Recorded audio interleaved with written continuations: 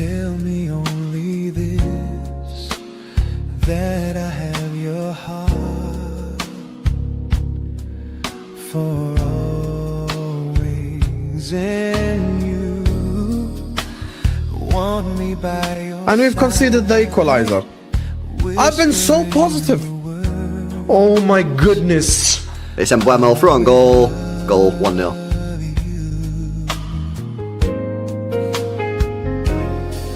And forever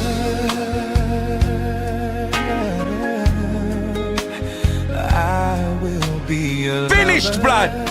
I came out the halftime so positive, and I've been telling people to not be negative, and then they stab us in the back like this. What are you doing? Vicario is rubbish! Vicario is rubbish! 4 on 2 from United. If the man don't win this game, It's off our free kick. The hell am I watching? Now they've done it, it's 1-1. I told you that was coming. I told you that was coming. there you go. I told you. It's 1-0. It's hardly surprising. If he don't turn things around like Bruce Jenner, blood. Every single time from the top of the box, we concede Bumba Ross clock. and so can give. This is what I was talking about. Consistency. Terrible. No less than they deserve. No less than they deserve. You can't keep doing it. I need to. How many times? They're not footballers. They're astronauts. Just look at that. That was too bloody easy.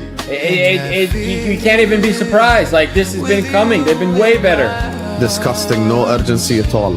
How? Awful. Just utterly awful. Last forever, because I'm truly in love with you, girl. Head over heels with your love, truly. Dire. Oh no, what are you doing, lads? Why are you messing about with it? Call it. This game's finished. We ain't winning. Oh, brother. 1-0 down. 1-0 down. Bro, every single time. Every single time. It should be. It should be 4-5-0. We're getting battered. I'm gonna march this prick out my club. Street. UMFers. Sack Thomas Frank right now. Get off the pitch. Get them off the pitch. It's 2-0. Not tonight. 2 now, blood. 2 now, fam. What a piss poor bit of defending that was from Rico Lewis. Because I'm truly in love with you, girl. Sack this man. Sack this green goblin. We have lost to West Ham. Head over heels with your love. With your own right. Ooh, I need you. And with your love, I'm free. Yeah. It's 2-1 to West Ham. It's 2-1. It's 2-1. You know you're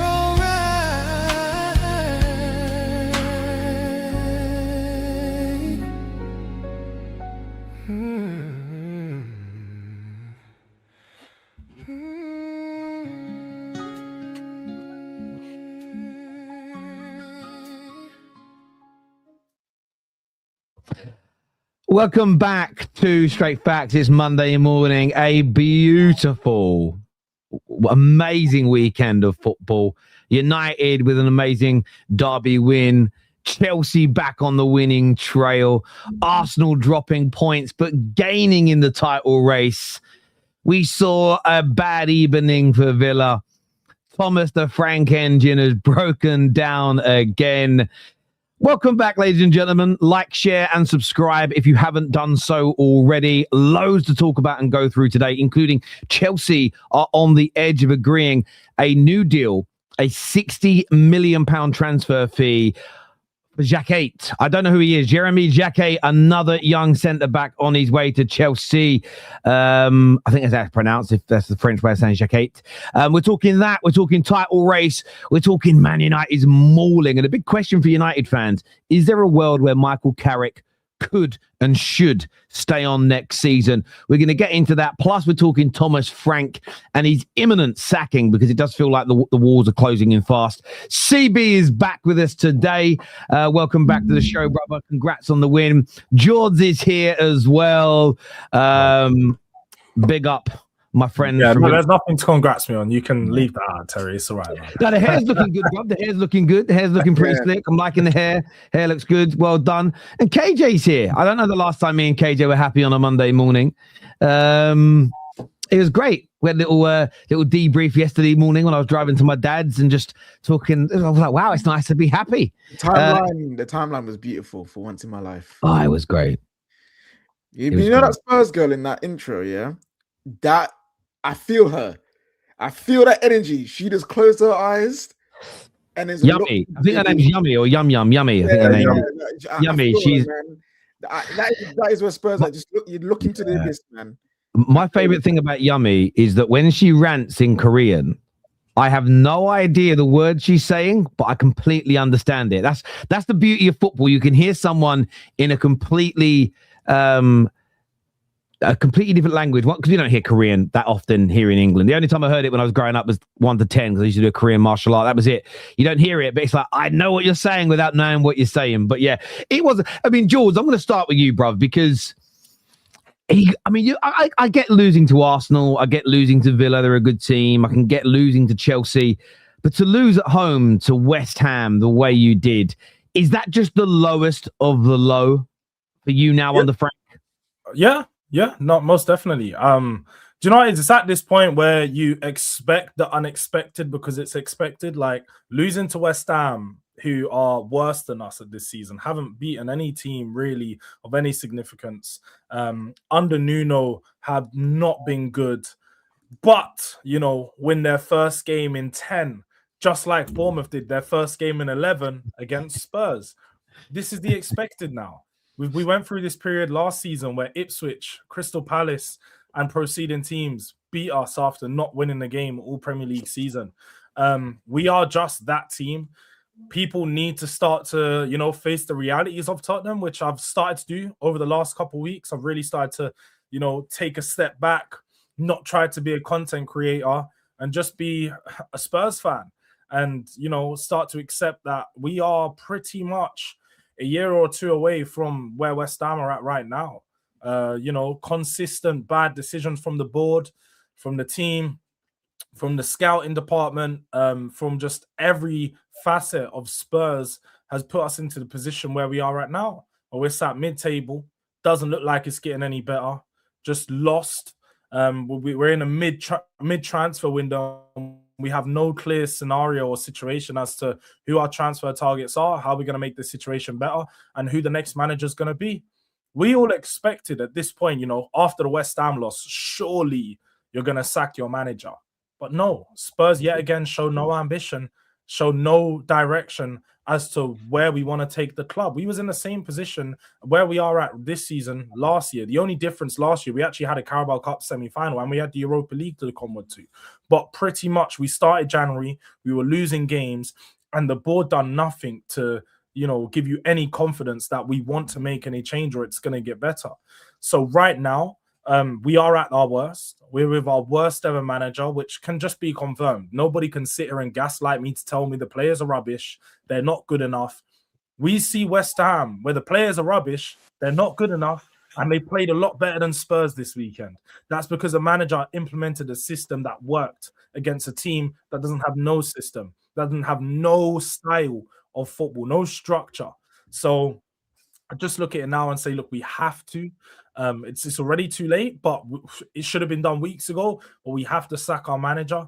We're going to be giving him Dortmund, which again, it's just stupidness because why are we going to give him a Champions League game where we're going to lose the Champions League game and then they're going to want to sack him post the Champions League game rather than give us a little confidence boost as the players internally, because we're already hearing the players aren't happy with the manager. We saw signs of that early in the season when Van der Ven and Jed Spence were flipping off the manager and in mid game and telling him to go away. We've seen signs early. We're now seeing further signs, but no, we're going to back the manager. Let him take training today. Let him take a press conference. Release all these little news, presses to say, look, Spurs are going to give him some time. Spurs are going to give him some time. But a lot of, at the back of that is Spurs are giving him time because we have no solution. We don't have a solution to the problem. We haven't thought about managers that we could bring in to come and make this situation better, whether it's interim or whether it's permanent. Spurs just haven't made a move. So at this point, accepting where we're at, things are down and out. Season is over. Is it going to get better for Spurs fans? Probably not.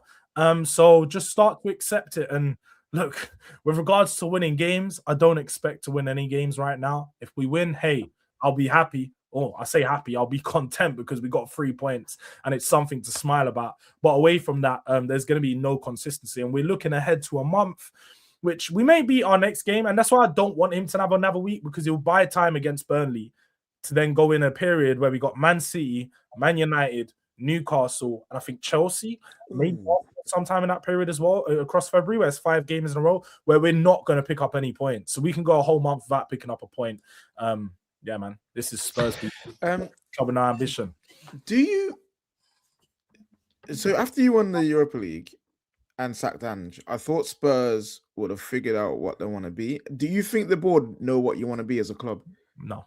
The board don't know. The problem is the board doesn't have footballing people leading us. So without any footballing people, there is no clear direction as to what we want to be as a football club. We know Spurs inherently, like if you look at, the last 40 or 50 years rather than 25 just being Premier League. Last 40 or 50 years, Spurs aren't a team that are going to consistently win trophies. I accept that. We're not going to be out here winning Premier Leagues every other year. Cool, I know my level. But at the same time, Spurs are expected to compete and win a trophy every couple of years. That's what our club was known to be. Nowadays, we're just here to, make the bottom line look nice. I don't know, Terry says there's no such thing as net spend. We're not trying to get the net spend nice, but we're definitely trying to make sure our gross isn't that much. So as long as the financials look good, I think Spurs are happy as a club that we continuing to operate in a profit-based structure. So I don't think we have any clear direction. I don't think Spurs know what we want to be. No, I don't disagree with you, mate. I think you're a fantastically run business. But the bottom line and growing the value of the club is more important than the winning. And the issue is to go from even being a team that's sitting between sort of 3rd and 6th in the league to that level of winning major trophies and competing on a regular basis. The level of investment to go up to that next level is really high. And I think a lot of club owners just look at it and go, for the volume of investment that you have to make, the marginal gains on the valuation of the football club are so minuscule, it isn't worth the extra investment. You're better off keeping it where it is. You keep it growing. When the new streaming services get involved and take the rights away from the likes of Sky and the money goes up again, all of our clubs will grow by 10, 20, 30% in valuation because the guaranteed revenue is then going to go up. And that's when I think a lot of our owners will look to sell. And they go, right, now I can genuinely demand 5 billion, 6 billion, 7 billion pound for a club that the Glazers paid nothing for.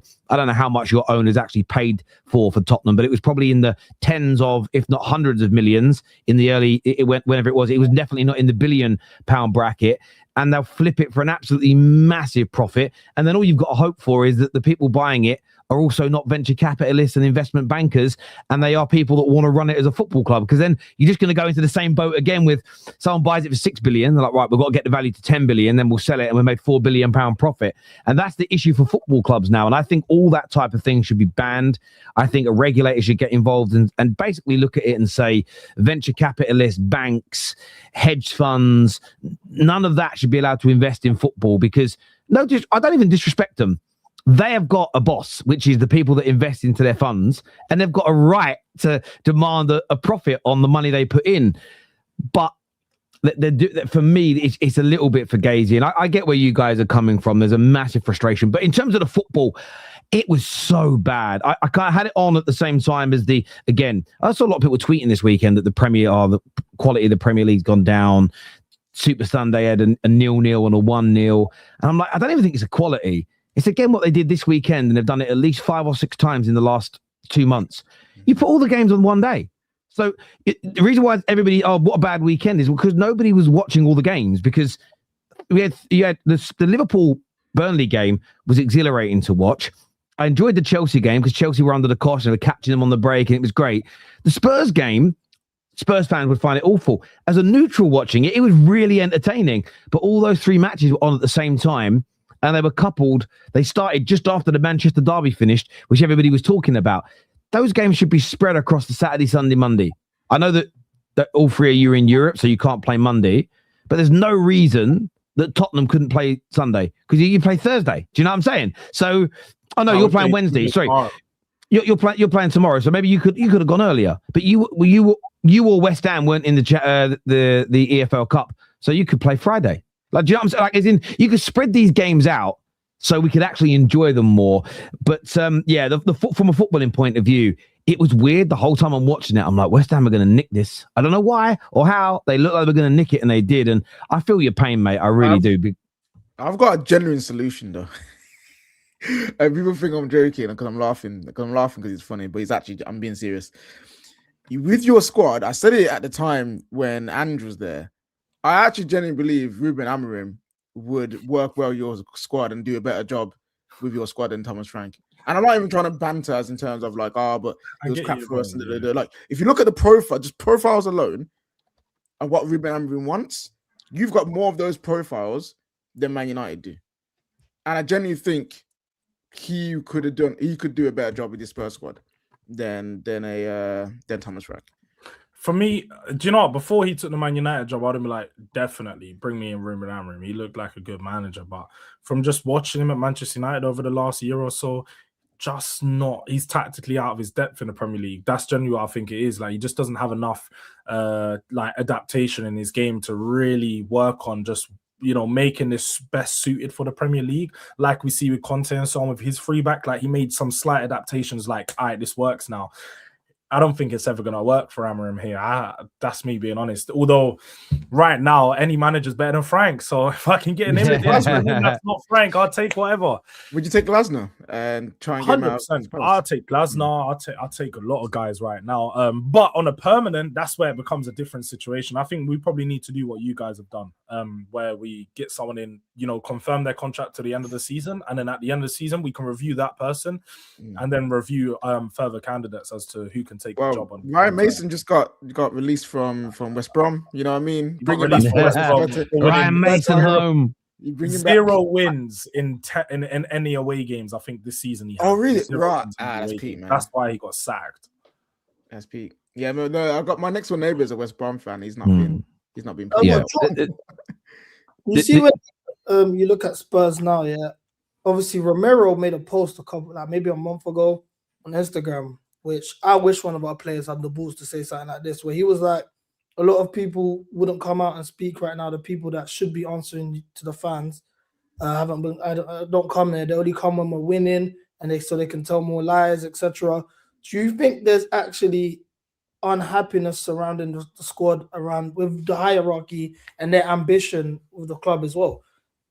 Yeah, that's been massive problem. Romero in particular pretty much said, and I don't even know why he signed a new contract, because a year and a half ago, he was talking about how Spurs right now, if they want ambition, they need to do what Liverpool, I think he said Liverpool, Arsenal. He said other Premier League teams and said, go out there by signing top players and like showing the ambition in the transfer market as well as on the pitch. So yeah, Romero's been hugely frustrated with Spurs hierarchy for a long time. I think the players probably are because, again, we just lack that ambition in the transfer window. But at the same time, can the players have frustration? Because like we said, like I put a lot of blame on the players, innit? Like I focus on what I can see on the pitch. There's a lot of players on this pitch that aren't playing with the right attitude, that aren't approaching the games in the right way. A lot of players that are underperforming. And I do think Frank's system and structure has a part to play in that. He's probably at fault for some of the players not performing to the level that we know they can perform to. But at the same time, the attitude and application on the pitch is horrible for some of them. I can't disregard that. Like Romero, one of them, consistently, he will save us in some games, no doubt. But he's also a detriment to us in a lot of games in conceding goals. So the goals he is scoring is balancing out the goals he's giving away. And it's like, I don't hear it from guys like that. Like, we need to see better from him. We need to see better from a lot of these players. Sorry, Terry, go on. No, the viewers, give us your view, give us your opinion, people. There's a few super chats here. This is George for 3 or 4 years on TFT. Kate, Kunle, KJ, and LB warned you. That's been so long ago. I don't remember what I said about Spurs. I would say they warned me of Spurs not being great. I don't think they warned us that Spurs are where we're at right now. Nobody predicted this. No one saw it getting this The only bad. thing I remember, George, is when Ten Hag was here and you said Spurs will get a trophy for Ten Hag and he ended up getting 2 before he dipped. I got one before Arteta in it. I just got the wrong name. Who is that diabolical Henry Wright? Do you? A few people said this to me. That Key Thomas. No, the diabetic Henry. Sorry, not diabolical. Diabetic. Key Thomas. People say he looks like a slightly more weighty Henry Wright, and there is some truth to that. They are very similar looking. I'm actually working with Henry later. I'm going to let him know. Viewers, like, share, and subscribe if you haven't done so already. Obviously, a big game at the weekend, boys. I want to go to the rivals first on this. What did you make of Manchester United's performance, if indeed you watched the game? I assume most people watch the game because there's a big clash. What did you make of United versus City this weekend? For starters, obviously I was going into that game hate watching for 2 reasons. We're in a top 4 race with each other. I need you guys to drop points, and as well as that, I can't have Arsenal winning the league. So I'm going into this game thinking they've got Semenyo starting. They've just, it's goal time. It's a City. We know Pep. They're ready to go on a run. Obviously, you got interim manager Michael Carrick. I'm thinking, okay, this should be a dog walk. At least 15, 20 minutes into the game, I realized, whoa, this is a United I ain't seen in a long time, as in since I was in year 7. This is the performance that I saw is the first time, I will be honest with you, it looked like I was watching the Man United that I've grown up watching. It's like I was actually like, wow, you know what? It's kudos to you guys. Dominant performance all around. You guys could have had 4, 5, or 6. Donnarumma saved them a couple times, at least 2 or 3 times. Mason Mount disallowed goal as well. It was like, bro, you guys could have put 6 past these, man. I haven't seen you lot dominate a Manchester derby like this in a long time, let alone just a top 6 team, barring maybe Spurs. This was an unbelievable performance. I think you guys should hold your head up high. But now I'm looking at it like dare I say the famous Football Terrace words. United are scary, bro. The way it's looking, bro. I don't know, bro. I need this top 4 race to be wrapped up. I need to be in the top 4. So I think it's out of Liverpool, us 3, because unless Villa do a Nottingham Forest and just drop points consistently, which I was happy they lost as well, to be fair. But boy, I am terrified of what Carrick is cooking now, man. Because I don't know if we can match the form that you lot are in right now. This one game, I know it's one game, but you're definitely going to build off that. I'll be very surprised to see you drop points the next game. There's Arsenal away. I think we could drop them. But I'm hate watching any Arsenal game, though. Fair enough. What are you saying, Jules, about it, or questions about it, or what's on your mind with that game? I was really impressed. I'll have to be honest. I was really impressed. Like when I watched the game, I think obviously one of the standout moments was that red card. And it was standout to me because generally the same VAR, same referee that made the decision for the Xavi red card is the exact same that was watching that game. And on the weekend, just before that game, I'd seen like a table chart that basically shown this season the amount of fouls Man United take to get a card in general is like 7, which is the most in the Premier League, as opposed to first 4 being the least in the Premier League. So that's the only reason why that stood out madly to me, because as it was going, I was like, no, the Xavi red card, this is not like, there has to be some consistency. Away from that though, just to give Man United their props, football was really good. Kobe Mainoo back to the guy that we bloody know in that midfield, just on the half turn, picking it up, spraying the passes. The football was, I have to say, it was fucking good, man. Like the way you guys broke down Manchester City was clean. Could have been a game of 7 or 8, like on your side. I think Manchester City had 1 or 2 opportunities. A majority of those are from like corners and some set piece situations. But in the general way of play, Carrick had you guys set up really good, looked solid. Obviously, we know you guys turn up against Man United and Man City in general, but just the way you guys played actually broke them down to create the chances. Dalot and Mbeumo, obviously you can see them coming back to your team, made a huge boost. And hey, the performance was just top tier. Like, I can understand. We're going to see a lot of Man United fans go, give Carrick the job and all this. Hey, sign it, bro. Sign the team, bro. I mean, we reduced City to not a single big chance in the game. Not one big chance. The only attempt on target they had was the header from Aileen from the corner, which was quite comfortably saved. The only reason it looks a little messy is because him and Dalot nearly banged into each other. I don't remember. Listen, we've had some good results against City post-Fergie. We had some good wins in the last 4 or 5 years of Sir Alex once they got their money and they were a good team. But the last time we played City, and I felt no threat from them in a game. Now, I didn't tweet it. I didn't put it in the group chats because I didn't want to upset the football gods. I didn't want to tempt fate. The last time I felt this comfortable in a City game was when, I don't remember I think it might have been 2009 or 2010. It was when Ball, and now a lot of City fans, now new City fans won't remember who he is, stamped on Ronaldo's chest in the middle of the park. We beat them 2-0 at it wasn't even I don't know how they called it, the Etihad then, whatever, Main Road. No, it wasn't Main Road. Whatever their stadium, the City of Manchester Stadium, I think it was called. He stamped on Ronaldo's chest and it wasn't seen and got away with it. That was the last time I played City where there was almost zero jeopardy in the whole game. And it was beautiful for me. And I'm not getting carried away. I'm isolating it to this game. But the Sandro Martinez pocket in Haaland was beautiful as an example. For like the 7th time, by the way. Yeah. Pocketing him. Mainly, as you've mentioned, balling out, helping with the tempo. There was that one moment where he did the dummy and got past, I think it was Bernardo Silva. And I cheered for that moment. The crowd did as well, simply because as much as he's not the finished article, as much as Kobbie Mainoo still has to work on his game and improve, we don't have midfielders outside of him that can do that in games, and that opened up opportunities. Bruno back in his best position. There is just no attacking midfielder better than him in the world when he's in his right position. Mbeumo had a great game. Ahmad was dangerous. It was just the whole thing for me was on the day was perfection. I loved it. I celebrated it. I didn't even care about, up until about last night, I didn't care about what we do with Carrick in the future, who the next manager was, who we should sign. It was just lovely to have an isolated moment as a United fan where you sit there and go, that's my club. And CB, you're right. For me, when people go, what's the Man United DNA?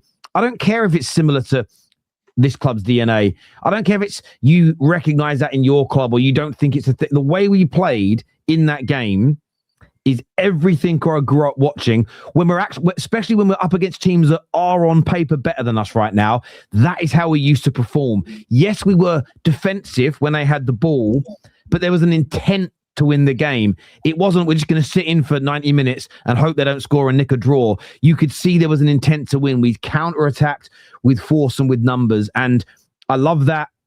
Now grow on it, team. More of it, please. Do the same against Arsenal. Let's try and get back into the Champions League. Because for me, it was a thing of beauty. I loved it. Yeah, like like I said on the match, it's the most dominant performance I've seen in a long time. And again, it's like it was controlled. Like normally when we beat Man City, we've done it in the same style of counter-attacking, but at many moments in those wins, especially with Oli, especially with like Amorim won as well, there are still moments in those games where you're like, wow, Man City look like they could score and have like big moments. This is the first game I've seen in a long time where we were so controlled. The defensiveness wasn't last-ditch tackles. It wasn't just like panicking at the back and resting on our laurels and luck. It was actually systemic demolition, dismantling of Pep, and that's what I love so much about the whole thing. And Michael Carrick deserves his props. Steve Holland and the coaching staff also deserve their praise because they had 3 days. They had 3 days, and people coming in laughing at Carrick, laughing at Steve Holland, laughing at Johnny Evans and Jonathan Woodgate. They have 3 days. People expecting us to get turned over, but they showed up, and the players showed up as well. And it just goes to show that listen. People will say whatever about Amorim and his system, and he was right to quit. He was right to call out the owners and board, and he was never the problem. I'm past all of that. Just go see what we're seeing now. The players in the positions that they love, basic.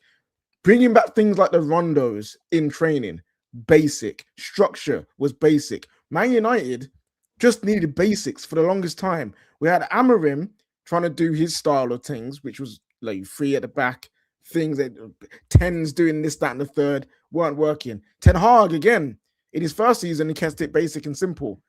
Finished third, won the Carabao Cup. The second season, he tried to do all these madness, was getting absolutely pummeled in the midfield. The only time we did well is when he reverted back to what we were doing the season before, which was simple and basic. Now, do I want Man United to be simple and basic all the time, forevermore? No. But what we have missed is foundations. We have missed foundations for so long. Football is basic. Pardon? Like, I think football is more basic than people try to make it. If you get, like, I get what you mean by basic. There's games where you want to have more of the ball, where you want to pin a team back, and that will happen. But sorry, go on. But I mean, basic in terms of the instructions were simple. Every player knew their role. They weren't concerned about, am I in zone 14 when I'm supposed to be in zone 15? And there's none of that. You could tell, right? Backline, do your job. Press here when you need to press. Sit back when you need to sit back. When you were attacking, the forward 4, sprint, just go forwards. Don't worry about doing no interchanging, no nothing. Just go forward. It was simple instructions that were effective. And that's all I want from Man United right now. Don't try and overcomplicate things. Keep it simple and build a foundation. And then when we get better players and when we find the right coach who can do certain things, then add the nuances, add the things that Pep does, add the thing that Arteta does. But for now, for Carrick, keep the instructions simple game by game, and I think we'll do fine. Do you guys think that, obviously, you guys beat City last year, you beat Arsenal in the FA Cup last year. These big games, it's kind of similar to what we go through. Right? The big games were up for them, and then it's just supposed to beat that we don't really do the business on. Do you think right now we haven't seen, obviously, dominating City in that fashion? Your work, it does warrant praise. But we haven't seen what your real challenges are. You know what I'm saying? Like, I remember the first time I was on here with Straight Facts, you guys had the run of Wolves and all of these games, and you were like, yeah, I expect to beat them both. And then you went back-to-back games, no wins. So I agree. CB, listen, this is why for me, feet are on the ground, loved it. Now go and do it again. What I would say about those other wins but what was different about this, and I'm hoping it's different and the bounce continues and then some consistency comes in, is that when we beat Arsenal in the FA Cup last year, if you actually watch the game back, there's an element of how did we do that? Bayern Deer with crazy saves, penalties being missed. We almost, if the game went that way 10 times, you're only winning it once, if you get where I'm coming from. So yes, we beat some of the big teams, but you'd watch it and go, we're being peppered. How do we get away with winning that? Even when we beat Newcastle on Boxing Day, it wasn't the same. We looked like we could concede at any second. But I also think it's really important for us to, I think it's really, really important to keep our feet on the ground. Because there's a comment that I want to put up here, which leads me to a question, which was, they will give Carrick a contract. Fools. But that kind of alludes me into what you just said there, CB, because I do think there's a world where there should be a conversation about it, but not at club level, but not until the end of the season. And that for me it's not about how many games he wins. It's not about how well we play. It's about the combination of those two things. And I paint you an example, because a lot of people in the comments saying, do you want to keep him? I'm not someone who thinks the conversation should be shut down, 0 chance, because the world changes. If, for instance, there's 16 games left, we win 10 of them, 11 of them, and perform how we did yesterday, we might have more of the ball in some games, we might have less of the ball in some games, but where we look like the better team, we're not conceding a great deal of chances, and we are by far the better side. You have to have a sensible conversation and go, do you want to upset that apple cart? It seems to be working by bringing in a new manager and new coaching staff, or do you want to add better players to what this already has and continue that conversation? I understand people talk about you want the best in class, you want the best managers possible. I don't disagree. I'm just not upset. But by the way, I want to be very clear. I said this on the United stand last week, and I said it on the Top 6 show last week, ever before we kicked a ball under Carrick. So this is not a reaction to the game, but what I said then stands now. I'm not 100% opposed to it, but it needs to be wins with really good performances consistently. It can't be play well and win, play badly, lose, play badly and win, play well and draw. If it's up and down, then get me that world-class elite manager. Thank you, Michael Carrick, Steve Holland, etc. We move on. But there has to be a world where if this really does work and what we saw on Saturday becomes more frequent, you have to at least consider it, because the worst part with it would be this. We kill it between now and the end of the season. We say, thank you, Michael, when he moves on. We go and get Luis Enrique, and we're 15 games into the new season with 5 wins, and you go, fuck me, we found something that was working and we went away. That's the conundrum. That's the maddest bit. The better we do under Carrick, the harder that debate becomes, funnily enough, about what to do next. But I think we should be completely open-minded the whole time, because the best solution isn't always the most obvious one. But yeah, it's going to be interesting. What do you guys make of the idea of Carrick staying on if this continues? The only thing is, I would fear that it would be similar to the Oli era where, you know, at first it seemed really good because it's different. It's an uplift from what was there before. You know, Jose at that time was like very just toxic. So when you come in after him, and like Amorim, it was very toxic, and Ten Hag was very toxic. When you come out after him, it's a little bit easier just being the familiar face at Manchester United in the boardroom with the younger players. Like, it's easier for him to implement. But after 6 months to a year, if he actually got confirmed to the job, it's now what style are you going to play, and actually implementing something for himself. It's a little bit harder for him, because I don't know, even when I saw the game the other day, although I did see a lot of things that he had changed, there was still the foundation of what Amorim had built there for just like the system wise and how the players are like being used in some sense. So I don't know if that would be the right decision. Like I say, it will be hard for a new manager to come in and continue what he's built on, but also it should be easier because he's now got players playing in a better way. They've got a little bit more confidence. So a new manager coming in should help that transition. And if that manager struggles, that's an indictment on that manager rather than what Carrick's done. So I'm going to take something what you said there about the manager coming in. So we're taking this off the preface of Carrick has done extremely well, right? If he does poorly, don't give him the job. But for me, it's like this. If Carrick does really well, I still wouldn't say just give it to him straight away. I still think Man United should do their due diligence. One, because the main thing is that people don't know this because they don't look into it. Carrick isn't even sure if he wants to be a manager full-time in general anyway. He's still trying to find himself within the world of football now that he's not playing. So do I really want a guy who's not fully understanding what he wants to be? Maybe in the summer he might figure out that, yeah, I love coaching. This is what I want to do. Cool. But for now, let's not do that. Another thing I'll say is this. If he does really well and the summer comes along, what we need to do is analyze what we did right in training, in the games, in the style of play. Like I say, build that foundation. And when we're interviewing managers, when we're analyzing managers, we need to see if they are close to or willing to work within that foundation. With Amorim, we try to demolish everything that we was doing, build it again from scratch, but without the funds to properly build it again from scratch. So we can't do that again.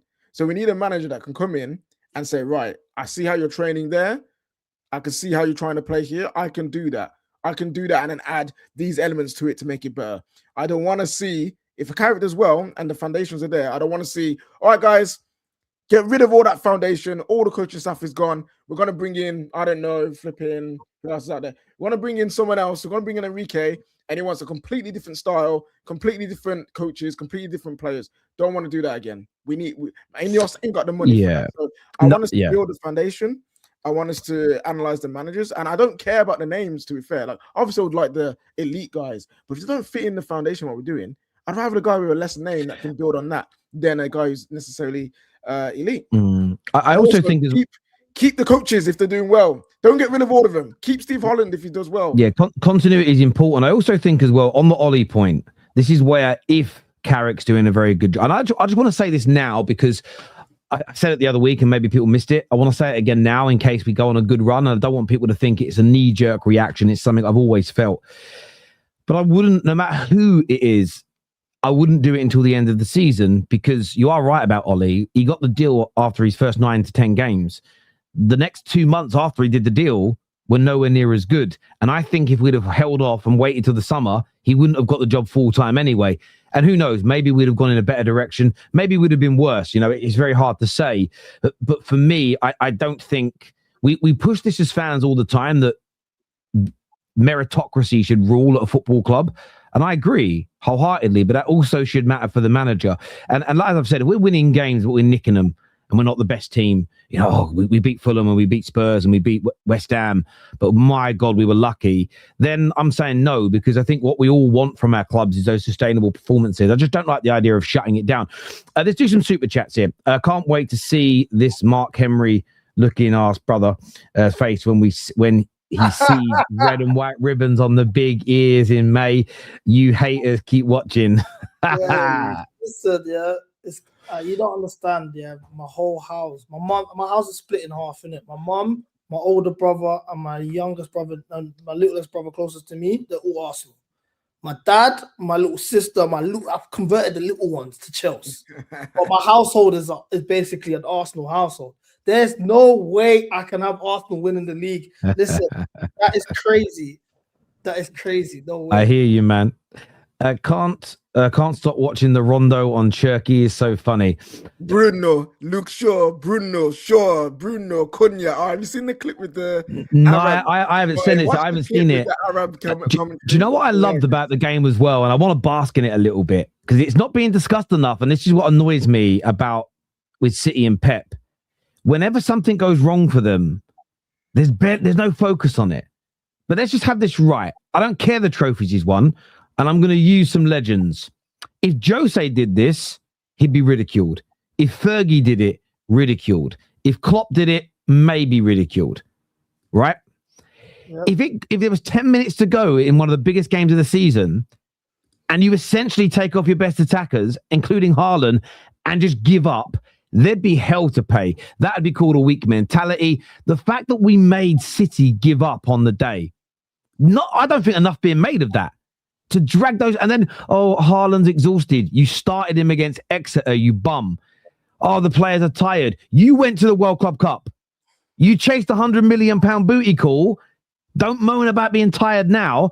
You've dropped 500 million on your squad in 12 months.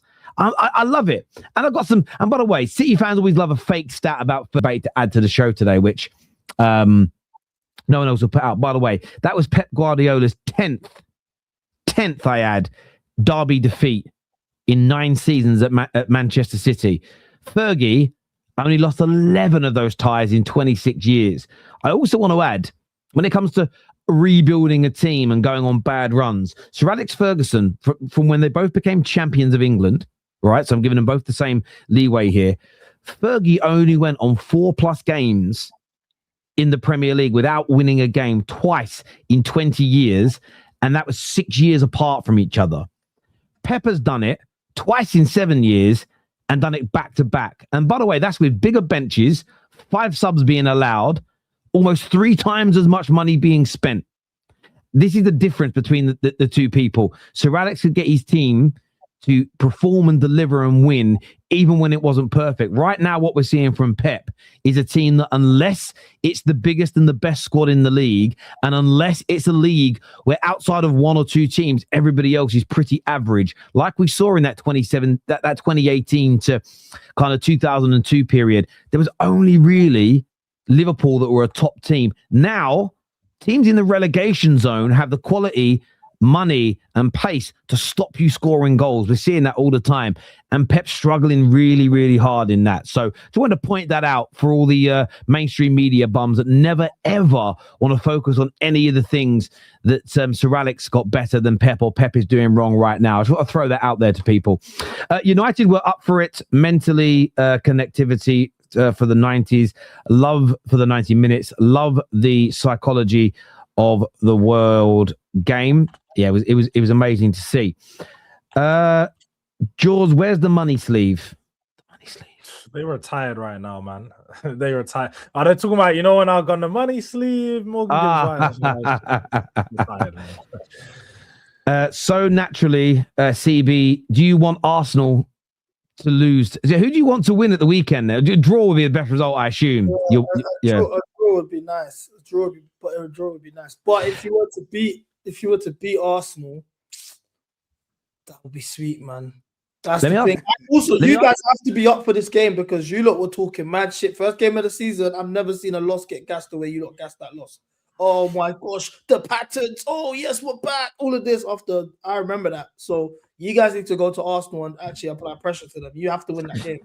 Just off those. I'd just say we have to win it. I'd like a good performance. Losing away at Arsenal was not an embarrassing result on paper. It depends how you play and what the score is. But I want to go, as much as I want Arsenal to win the league and stop City, because we can't stop City. Well, we helped stop City by beating them yesterday.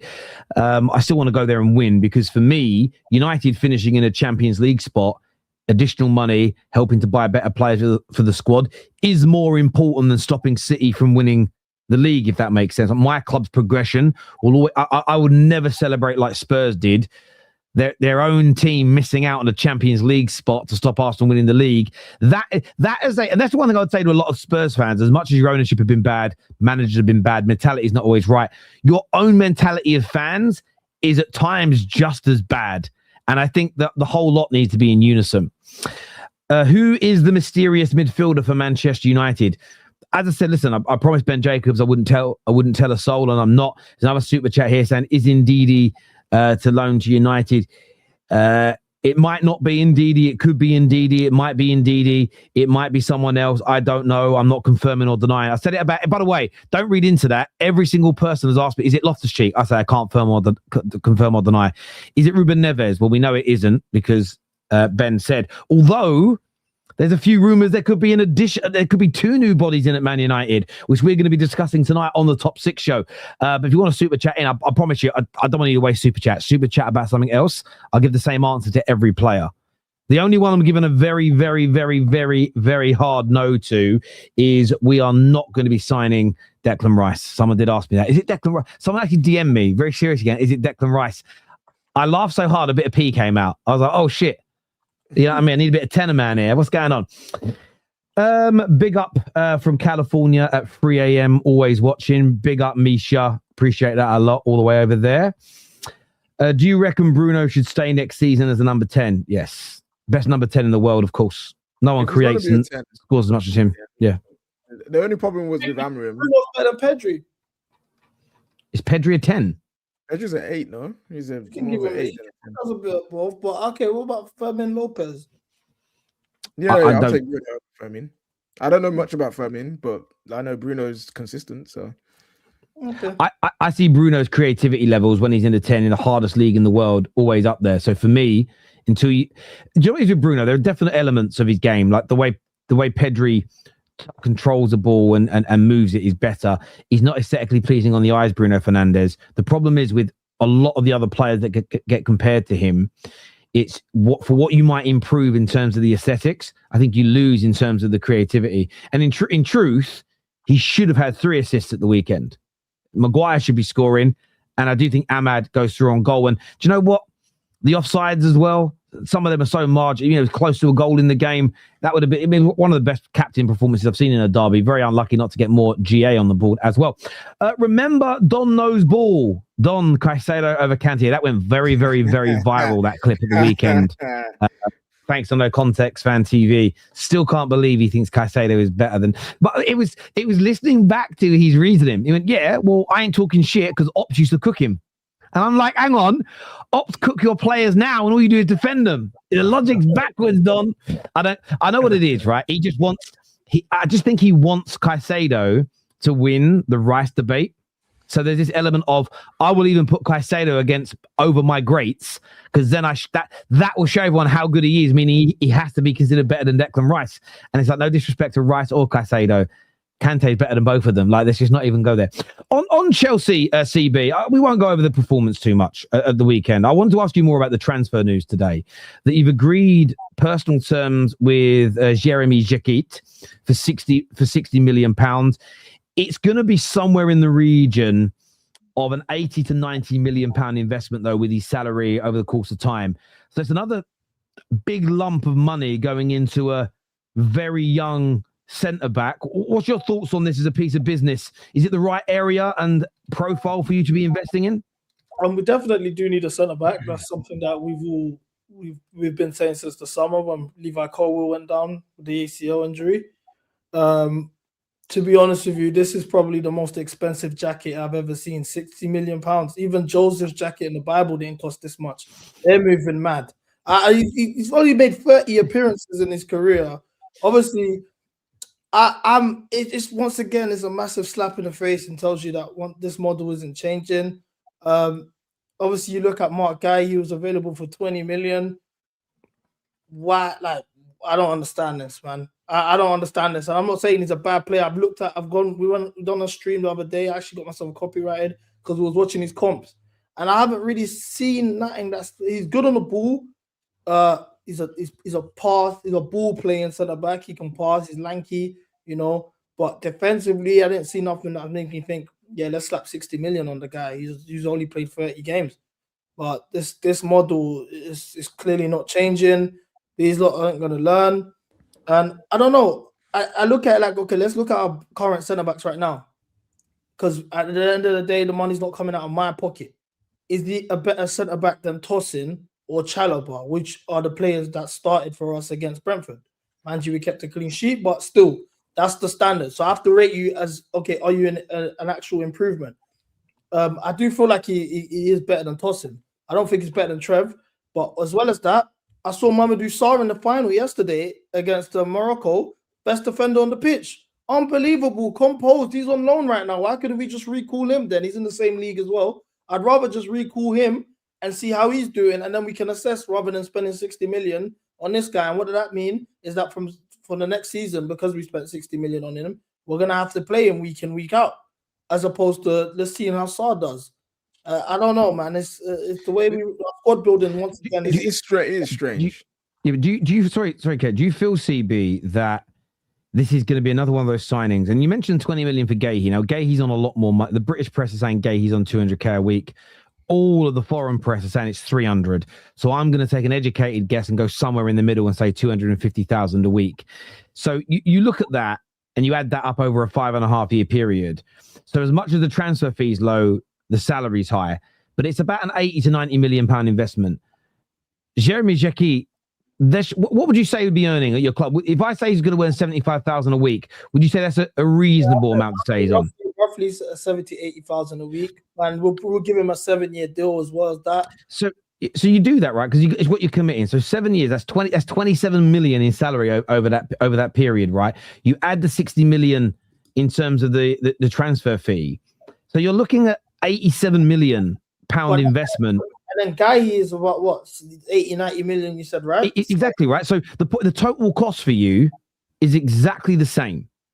The total cost for you is, like, right now, your club has to secure like what you owe on the transfer fee and what you're committing to pay a player. They're both secured debts. That's how it works internally. You're investing the same amount of money into Jacquet as you are into Gahey. The only difference being is that there's a potential to sell Jacquet in 5 years' time for more money, so you can recoup some of it. Where with Gahey, at the end of his contract, he's probably going to retire. And that's the element for me where if I'm a Chelsea fan right now, again, if Jacquet comes on more than that, if he comes in on 100k, like someone like Gittins, you're looking at, it's actually an even more expensive deal. I look at it and go, surely that isn't just about trying to win the league with young players. That seems to me like we'll go with it for the youngster. He might be brilliant, but if he is, you're basically also saying at the same time we're open to selling him in the future. Because if you're trying to win the league, you could have gone back to because he's from Cobham, right, Gahey, if I'm not mistaken. Yeah. So he's a Cobham boy.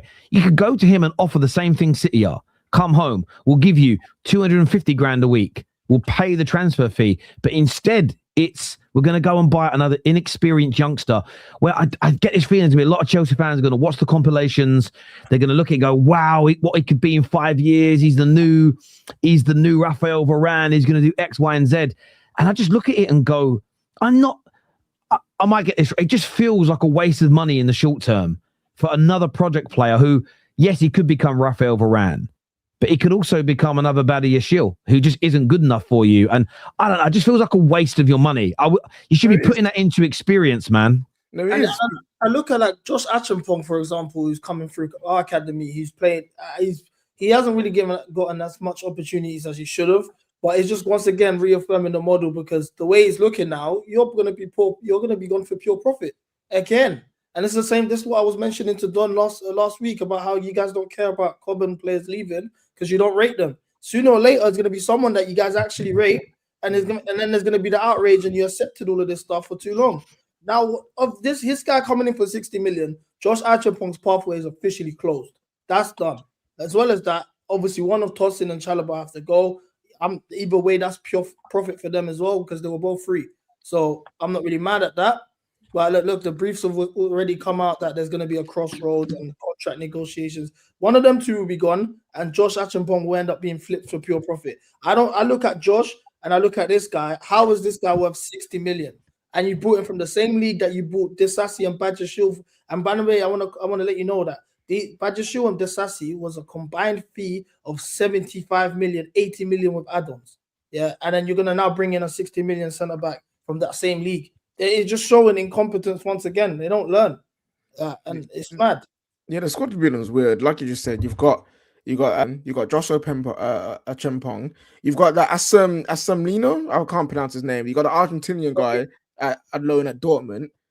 You've had players like Lewis Hall, Livramento on your books, Gahey on your books. So it's one of those ones where like you guys are used to producing young talent that go on and do well. Why not actually just spend time to develop them instead of just going spending 60 million on, hey, listen, he looks good. From what I've seen, looks like a good prospect, you know? But 60 million in January for a guy that, listen, is he going to be a star in 6 months' time? We don't even know that. We don't even know if he's going to be a starting centre-back for Chelsea. I wouldn't be surprised if he gets loaned out again in 6 months because there's not enough time, there's not enough space because you've got Disasi, you've got Badiashile, you've got Tosin, you've got Chalobah, you've got all these players in the club already. Like 60 million, that could have gone towards a experienced centre-back or gone towards a experienced left winger because you guys need that still. You guys had Benanate. He's gone on loan to Leeds now. So now you've just lost another guy who can play 10. So they're making all these moves and the project is great for FM. This is why I gave Chelsea time because they are an FM club. And I'm like, yo, will this actually work? Because this is what I do on FM. I would go and buy 6 young guys who are all talented, let them just play, and next thing you know, boom, in 1 year, they're amazing. But there's a cheat in that as well. You just Google who the Wonder Kids are and the ones that are going to make it, and you kind of already, like most of us already know who they are, and then we know they're going to make it because other people have played the game, and you're like, well, I know he wins Ballon d'Ors with all my friends, so I'm going to buy him. There's little guarantee on that. Do you know what I'm saying? Like, it's just, again, he could be really talented. We could be sitting here in 4 or 5 years. I've heard really good things about him, to be fair. Like, from he looks guys good. that scout and stuff, I've heard really good. Like, he's supposed to be one of the up-and-coming centre-backs. So, like, even though it could be a risky signing, it's like when Man United signed Lenny Yoro. Like, it was because the scouting report was so good, you're willing to invest that type of money. We brought in Dalot that same season, who's more experienced. And Maz. You know? We've got Mazraoui with there. We had Maguire. Maguire has been there. How old is this kid? Isn't he 23, though? He's not, like, young. 23's... Nowadays, as a young player, is pretty. SACKED Jacquet is 20 years old. He's 20. 20. Wow. Yeah, that's what I'm saying. Crazy stuff. It doesn't make sense for squad building. Like, if they had more experienced centre backs and they needed like a young guy to come in and potentially replace one, I would get splashing the money on it. But when you've got 2 really good looking upcoming centre backs out on loan already, and a Chempong, and you bring in 4, that'll be 4 guys under the age of 21. The silver lining for me is that they're actually trying to finally address the centre back position. A lot of men still need to leave. The Sassy still on our books. Bajashil needs to be out of it. Tosin and Trev need to be out of it. The way it's looking, I think I'll keep Trev as a squad player. I think he gets overhated. The problem with Trev is that he's become too important at his job, and he's not supposed to be. He's a squad player. I think he's a 1B. So I look at centre backs like pairing as 1A, 1B, and I think the 1A centre back is the class one, and the 1B can do a role. I think he's a 1B centre back, but who doesn't have a 1A. And the problem is now he's become the 1A, and he has these 1Bs tossing, which is crazy. So I think Trev partnered with a world class centre back or as a squad player should still be at the club. Tosin, Bajashil, Disasi. They need to be off the books. But then if those 3 are off the books, Mamadou Sarr might come back. I don't think Anselmino comes back next season. And then this Jeremy Jacquet guy's coming in. I still think we need another top class centre back. He's played 29 games for the first team in Rennes. Yeah, it's a crazy risk. And look, again, I genuinely mean this for Chelsea fans like CB. I kind of hope it works. You know, all the Chelsea rivalry aside, I kind of hope it works. But you just look at it and go, yes, you need a centre back. Maybe he turns out to be brilliant, but who's he learning from? Who's the older player that he's learning? Listen, Yoro has had some struggles. He's had loads of periods at United where he's looked really good. Yoro, he's had some games and periods where he's been a bit off the boil. That's so normal for young centre backs. It's so normal. Even like Trent. Trent's a bit of an anomaly. He's 18, 19 in the first team at Liverpool, killing it. But what he was actually killing it at that young age wasn't his defending. It was what he was doing on the ball in terms of his creativity. Young defenders always struggle. The problem is at Chelsea is that they're nearly all young. And there's no one leading them from a centre-back point of view. So, yeah, I mean, and even like Reece James, who's excellent, can't play all the fucking games. So he's not even out there on the pitch half the time because of his injury problems. It's crazy. What did you make of the performance at the weekend, CB? Because you won the game, which is very important, but on another day, it could have been a very different result. I've seen a lot of like overreaction from my fan base about the performance, you know, performance-wise, it wasn't the prettiest of performances. But I'm looking at this like we're going into this game 1-9, winning our last 9 games, in the league. As well as that, I'm seeing this Brentford team unbeaten in their last 6, four wins out of their last 5 games.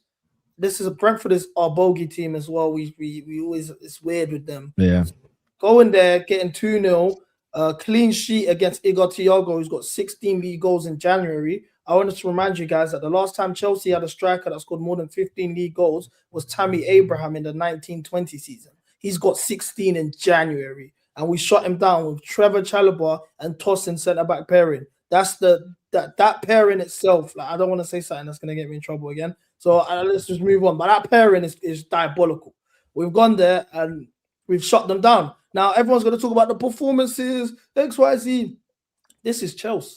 This is the Chelsea I know. When we was winning titles, we never used to play pretty football. I don't know why we think now as a fan base, we're so bougie now. We have to do the sexiest football. We got to pass the ball into the net and all of this and dominate possession. I couldn't care less. As long as we got our 3 points and then the manager after the press is complaining about the price tag of the squad, that is Chelsea.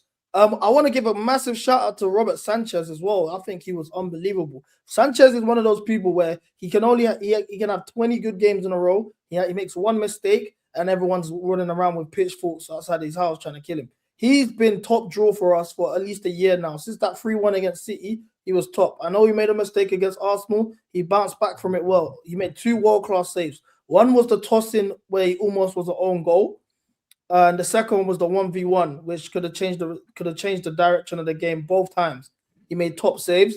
I think I'm very concerned about how Cole Palmer's mental, to be honest with you. I feel it's very clear he's playing with an injury first and foremost.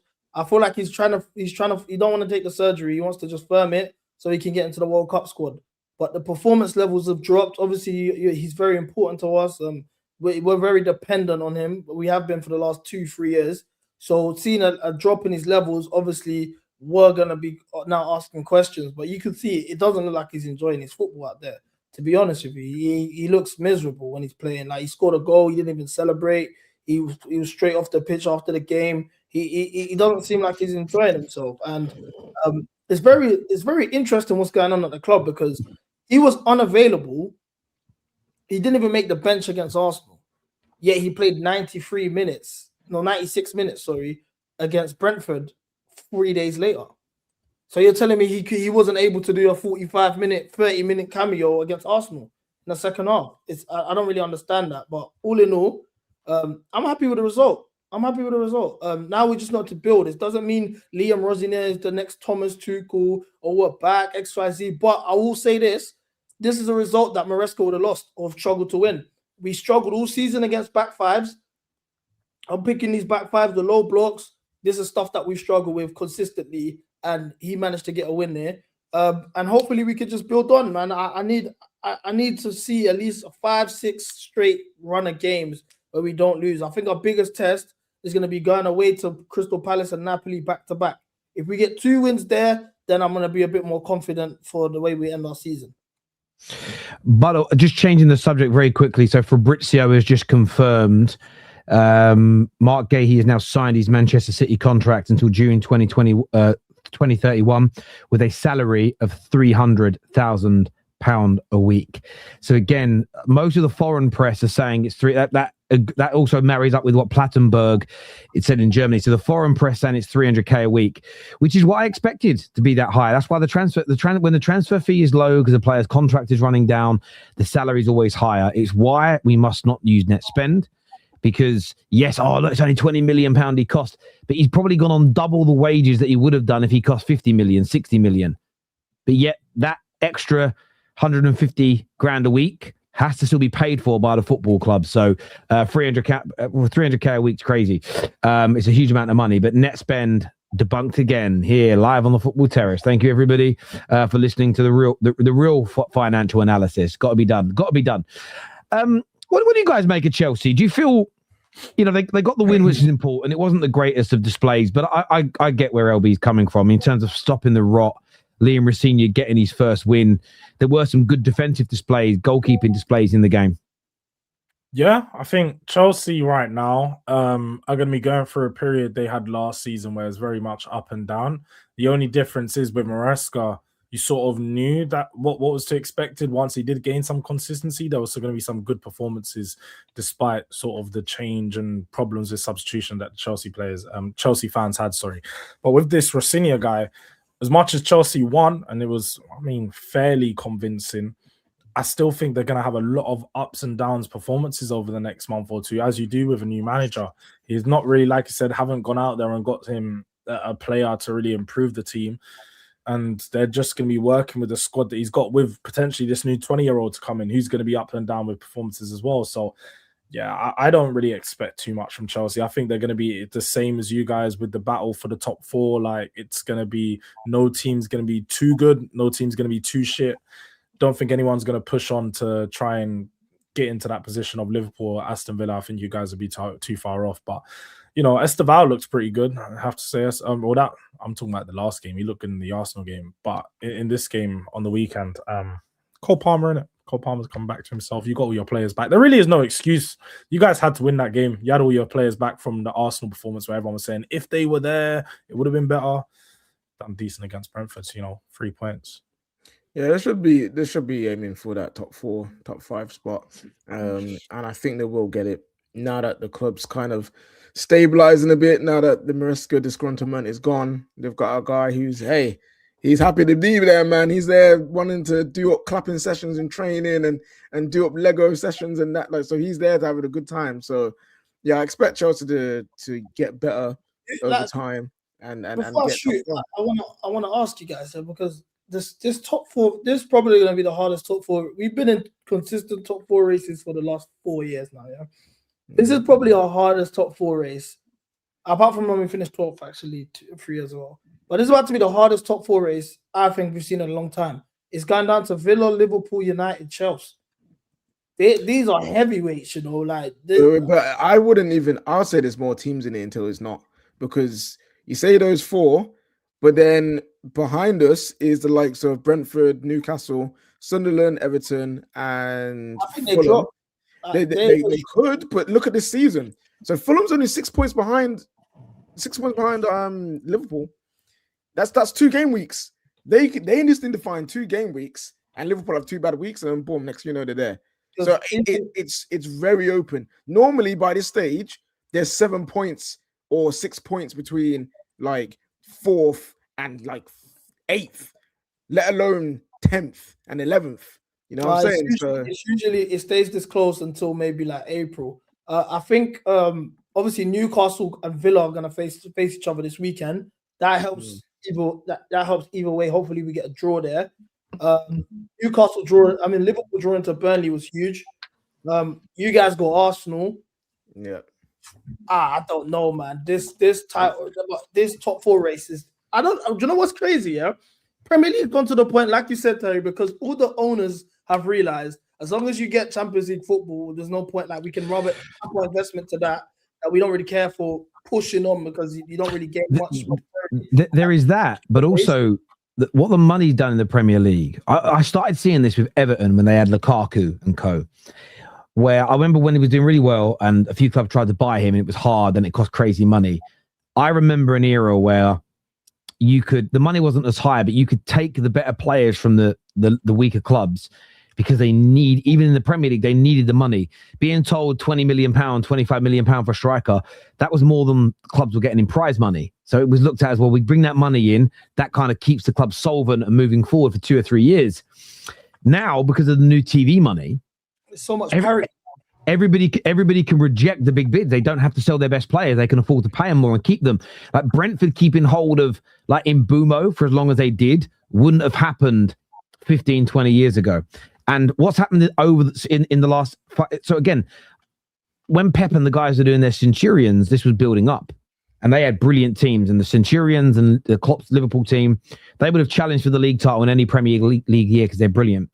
But what happened in that period is when all the TV money started to increase at levels we'd never seen before. So what got built during that period, but you've seen it in the last 2 to 3 years kind of flower, is Bournemouth's having brilliant teams. Palace is having brilliant teams.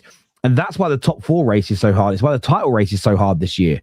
Because anyone can beat anyone in this league now. And that's what I find it so amazing that any team, you could be 17th. And Forest were value for their draw against Arsenal at the weekend. Arsenal weren't good enough, but Forest have had loads of games this season where they've been very good. They might have lost the game, but they're there or thereabouts. When they were killing it last year, go back and watch those games. They could have lost those games, but they won them. It was close in a lot of them. This year, they've just lost more than they've won. But there's so many decent teams in the Premier League now. It's hard, man. It's hard. I think right now, well, since the City pool era, top 4 races is to replace the title race. Like last season's one went to the final day. We saw how the Aston Villa situation happened against you guys. Like the last day of the season with top 4 races it trumps relegation battles and title races. Top 4 is the new title race, which is crazy. Yeah, because CB, let's be honest, bro. You're saying that because you've just dropped your standards. Your MCGA. This is no, bro. Now, CB, let's be honest. This is MCGA talking about top 4 being more exciting than the title race. The title race ain't exciting. No, but it's more exciting because you're not involved. Like, let's be honest, I would say the same thing as you because I'm not involved. But if I was in the title race, I'd have no right to sit here and say, if we was in a title race, none of us would sit here and saying the top 4 race is more entertaining. You have no right to say like, come on, bro. The top 4 is entertaining because the level is lower. No, I'm speaking as neutral because at the end of the day, a lot of these titles, when's the last time the title was gone to the last day? The Liverpool City era. Like we haven't seen the title go to the last day anymore. It's usually wrapped up 3 weeks, 4 weeks before the season's ended. So we know what time it is already. The top 4 race goes to the wire. You don't know especially now that there's 5 spots, is different. If we're gonna just be in general, like if we're talking in general, of course Chelsea should be in a title race. The fact that we haven't been in a title race in almost 9 years is a disgrace. Agreed. But as a neutral, no, top 4 races have been going crazy. I won't lie. We need to, Terry, I don't know if how quickly you can check this. When was the last time by January the gap between the top and second was like 3 points or 2 points? Oh, the last couple of seasons at Jan, it's been one clear guy. Yeah, I don't know. I mean, doesn't take that long to check. If I go back to last season and just go to game week 22, let's go to game week 22. This time last year, it was 6 points. Liverpool had a 6-point lead. Let's go back to the year before that, which ended quite close. But let's see. Year before that actually, City won the league, but Liverpool were actually top by 5-6 points, but they threw it away. No one talks about that one, do they? It's weird. That's always considered the Arsenal bottling year, but Liverpool had a 6-point gap. The year before that, Arsenal had a 5-point gap at the top of the league. So I mean, this stage, I'm only going by this stage of the season. The year before that, we keep doing this 9-point lead. Year before that, 2021, that was the closest. Man United versus City, Ollie title race. It weren't a title race. There was only 3 points between us after 22 games. They just went on another level. Yeah, so we're looking at like what 4 years since we've seen a title race throughout the whole season. You know what I mean? Because the title race gets the most exciting and most heated in the last few weeks because that's when the things happen. But in terms of the top 4 race, that goes on for the entire season because that's how close the teams are. If you want to say that's more exciting, that's down to you guys. You know what I mean? But there is something to be said in the top 4 race, having loads more teams now and it being close to the entire race now. No, I hear it. On the title race, obviously Arsenal didn't have a great day Saturday. They weren't good enough. They missed big chances. They drew the game. But George, they ended up extending their lead to 7 points because City got beat by United when most didn't expect it. And then, cheers CB, thank you, brother. And then, crazily, Aston Villa, who knew, an Unai Emery team, Aston Villa, they just didn't turn up. I mean, even the crowd didn't. I watched the game and I couldn't believe what I was listening to. It felt flat and slow. And Arsenal end up extending their league to 7 points. Yeah. When I was watching the game, I just thought Arsenal, it seemed like a very resolute, like I say, very resolute and defensive side from Nottingham Forest, and they deserved the point because they defended really well against a good team. But Arsenal just felt like another opportunity where they let themselves down to take extend their lead at the top. It's been a few times, two in the last 2 or 3 weeks. You could say that Man City have dropped points and they've failed to capitalize on it. I think this is one thing that I've always noticed with Arsenal is whenever they get into these positions, they don't do the Man City and Liverpool thing where they tend to just sort of extend the gap when you see them at their top. Like they really just start to take advantage of it. Now, I don't think that's at a fault of their own. Like I said, I think Nottingham Forest set up really well, and it was always going to be a tough game for them. Just naturally, when you have a game for Arsenal and they go up against teams that are very good with their defensive structure and they go into those low blocks and pretty much bat everything away crosswise, Arsenal don't really have many options and many other solutions to break them down. So look, they've done a pretty decent job. They managed to walk away with a point, which still extended the lead, so they can be happy. And I know a lot of Arsenal fans are going to point to, well, they've still got to play 3 games or still got to drop points in 3 games for Manchester City to close the gap anyway. So still pretty much in the same position. But I suppose from some fans, it should present as like they failed to, create a further gap yet again. So is this promising signs of title contenders? I don't know, but still they are very much in the the pole position, and I ain't gonna sit here and say Man City are gonna win the title right now because it's all in Arsenal's hands.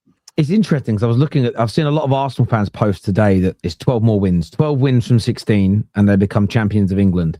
So I decided this morning, it was one of my little jobs while the kids were getting ready today, is that true? So mathematically, well, no, they need 14 wins to guarantee. Again, if City win every single one of their remaining games, Arsenal have to win 14. But then there's an anomaly in there because they play each other, which makes it a 6-pointer in from a mathematical point of view. So they do only need, it's right. If they win 12 of their last 16 games, Arsenal will become Premier League champions. It's highly likely if one of those games is against City. Outside of that, they've got to accumulate. They've got to accumulate 40. City can only get to 91 points if they win all their games. So Arsenal have to get to 92, which means they need wins. They need 14 more wins. So it's 14 times 3. However, it's not the reality of the situation because City ain't winning all their remaining games. If City maintain their current points per game pace, which is 1.93, if they win tracking, if they again, you have to look at, because I don't think City look like they're going to start winning exponentially more games between now and the end of the season. I just don't personally see that. I don't think they're going to get that much better than they are now. It might marginally get better because you've got Gahey coming in, but if their current win rate for the whole season maintains, Arsenal only need to win 9 more games. So they need 9 more wins if both of them stay at the same level.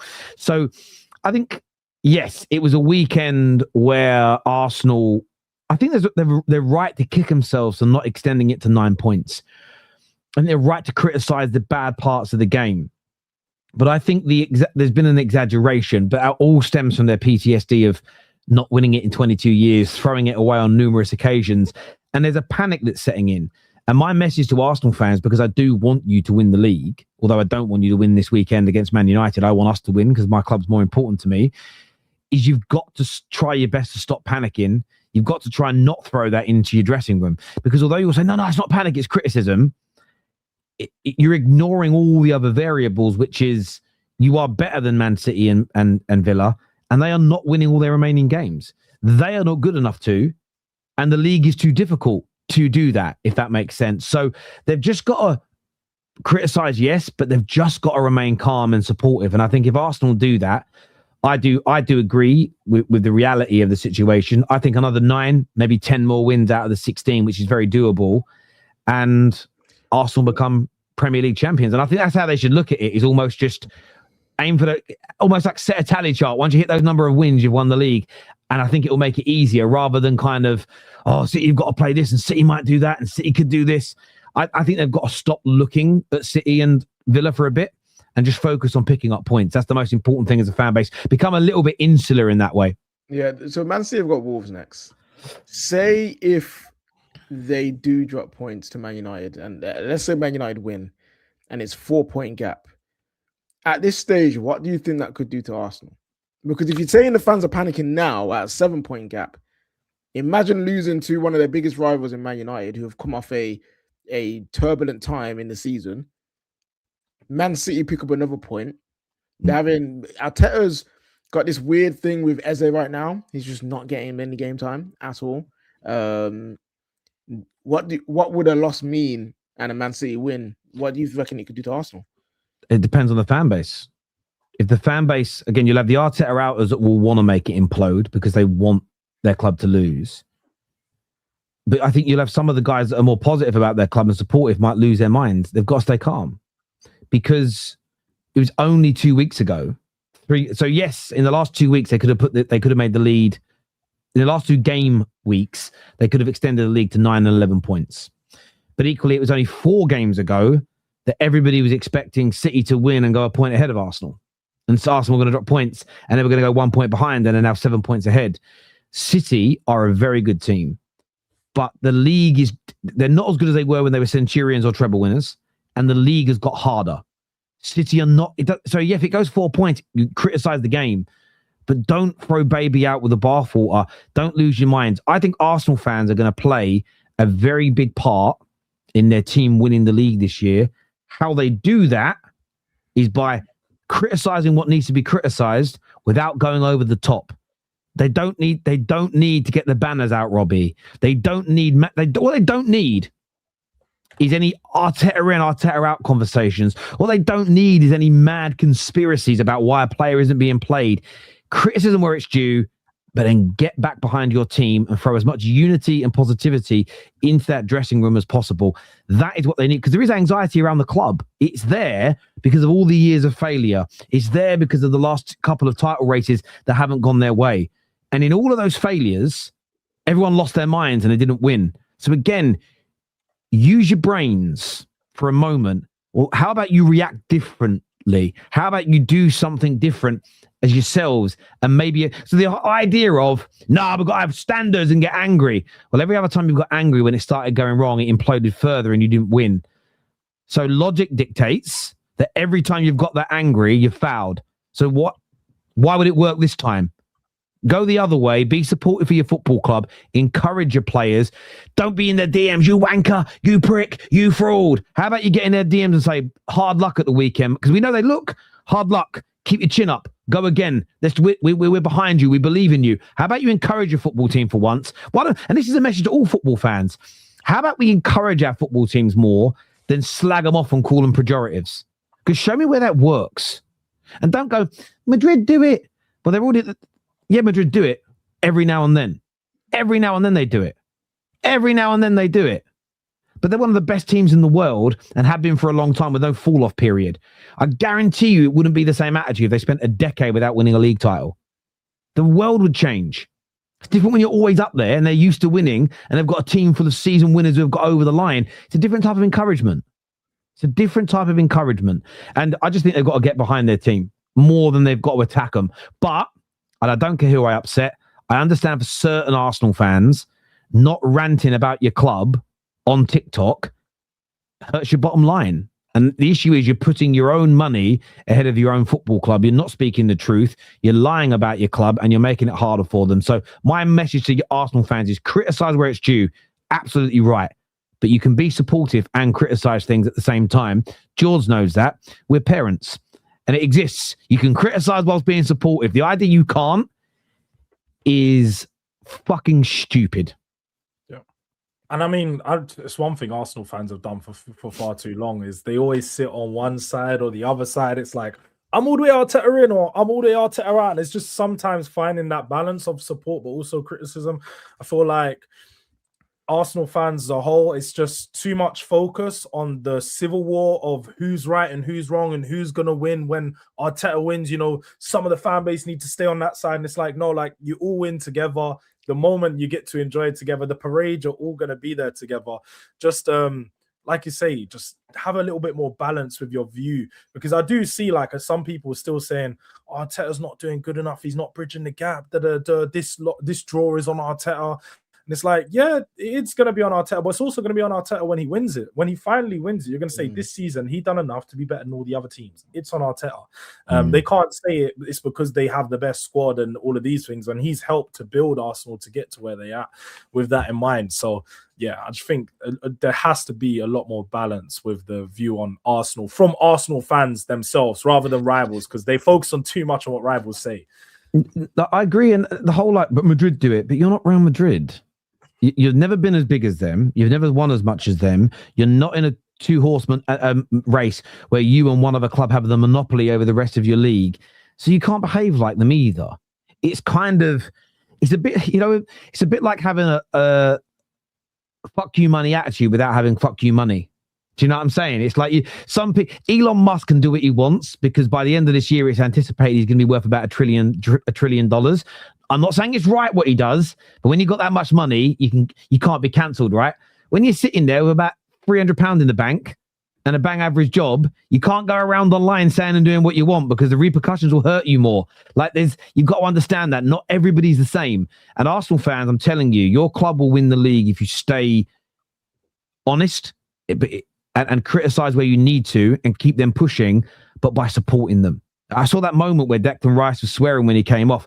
I saw, I don't even really tweets. You never know what someone's emotion. I saw a lot of tweets from people that don't like Arteta going, see, Rice is losing faith in Arteta. And I went, if you saw that as anything other than him saying, we're shit, like, is it an outburst that he doesn't really mean? He doesn't actually think they're a shit team. It was just that moment. Trying to turn that into something bigger than it is, I don't think you're helping your football club. I think you're doing it for TikTok clout. I think you're doing it for money. I think you're doing it for attention because it's the only way you get it. Your team needs you right now. They need you to support them. No doubt about it. Super chat here. It says, announcing Jacquet. How do you pronounce it then? And I don't mean this rudely. I said Jacquet. Is it Jacquet? Jacquet? I don't know. I would reckon they pronounce it Jacquet. Like Jacquet?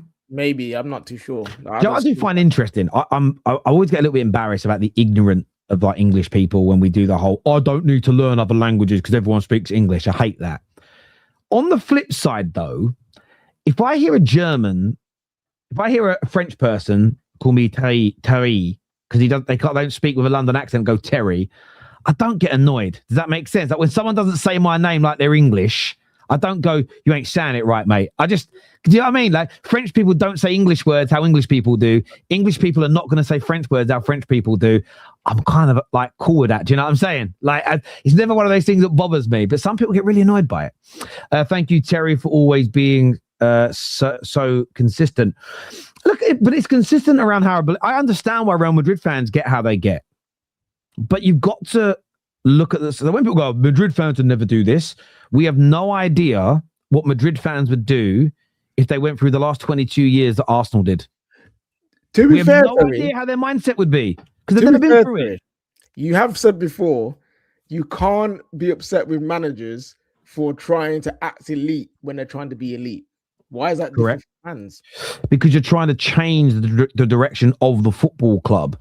And doing good practices. For instance, if I want to be a world-class bodybuilder, I need to start eating like a world-class bodybuilder, sleeping like a world-class bodybuilder, drinking like a world-class bodybuilder. I shouldn't be ridiculed for doing those steps to get to the top because I'm not at the top already. However, my coach or my family watching me going mad that after a couple of years I don't look like Arnold Schwarzenegger at his peak is crazy because it takes time to get to that stage. So there's this element of there's certain things that have to be done as building blocks to get to the top. Like I've said, I think Arsenal fans should criticize. I think they should put pressure on. But I think they're going over the top, DMing players like Martinelli, dogs abuse for missing those chances. One, I don't think real Real Madrid fans do that. They whistle a little bit and wave hankies. That's not the same as abusing a player in their DMs. So I don't know if they do that. So I just look at it and go, there's building blocks to getting to the top, a building block to getting to that stage of criticism, getting to that level of anger, I think is the criticism. But you've got to help your team get over the line first, for me. But that's a good challenge. I like it. Look at how long it took Saliba to fully embed into the Arsenal first team. That loan is more than necessary when we first thought. Yeah, I agree with that as well. How do you think Glasner would do at Spurs? Wharton aside, who would their fans take from Palace? Mateta, Sarr, Wharton, Lacroix. Take a few. Daniel Munoz or Pedro, whatever his name is. Take Henderson over Vicario. Nah. Do you know, I don't like Vicario at the moment, but I wouldn't take Henderson over him. Well, Ab said Terry, Real Madrid fans were racially abusing Vinny. Well, I didn't know about that. I know rivals have, but them being that nasty doesn't make Madrid better at football. Do you know what actually makes them better at football? Is elite recruitment, having elite managers, and majority of the time they're supported by their fans. And the irony is as well, I've listened to Real Madrid fans boo and hiss at half time and then cheer and go crazy when they win. No, like when I see Madrid fans outside their stadium after winning like normal games and they're celebrating heavily, I've seen the video footage. They're not going, how dare you celebrate winning a game? It isn't like we just did a 3-peat of Champions Leagues. They celebrate every win. So that's where I call it out with Arsenal, because people seem to pick and choose when they're allowed to celebrate. 23-24. Arsenal had 46 points from 22 games. 24-25. Arsenal had 44 points. This season, we have 50 points. We can and have gone on a run. If we keep it we are okay. Yeah, look, you're a good team. I think you're going to win the league from this point. You're the marginal favourites. Just think what your fans need to do is support your team. And part of supporting is criticising. But you haven't got to throw baby out with the bathwater and get nasty. If KJ makes a mistake at work, I'll criticise him. I'll then encourage. What I won't do every day is, you're going to make that mistake again today. You're going to fucking make that mistake again today, you prick. Like, that's how you've got to look at it. Imagine talking to someone like that. Like, think about what you're saying. Outside of in the game, it's different, right? We're all emotional during the match. But 3 days later, as grown men messaging Saka, you're going to score today, you prick. No one normal does that. Yeah. It ain't normal. Yeah. No one, don't hide behind, I got standards, that's why I call my players bellends every day. No, you're not well. Go to the doctors, get some sleep. Terry treats me so well at the terrace, guys. Yeah, by the way, guys, I'm so good here. I always use KJ as an example, but just because it brings it to life. But the high standards, I've got standards, that's why I abuse my players. Fuck off, mate. Fuck off.